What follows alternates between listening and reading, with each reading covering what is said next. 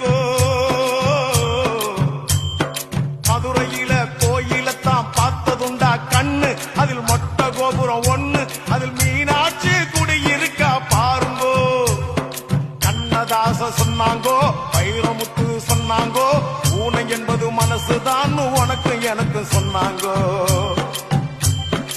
ஊனம் என்னடா ஊனம், அட ஞானம் தானே வேணும், அந்த ஞானம் வர வேணும், நான் மனசு மாற வேணும். ஊனம் ஊனம் ஊனம் இங்கே ஊனம் யாருங்கோ, உடம்பில் உள்ள குறைகள் எல்லாம் ஊனம் இல்லைங்கோ.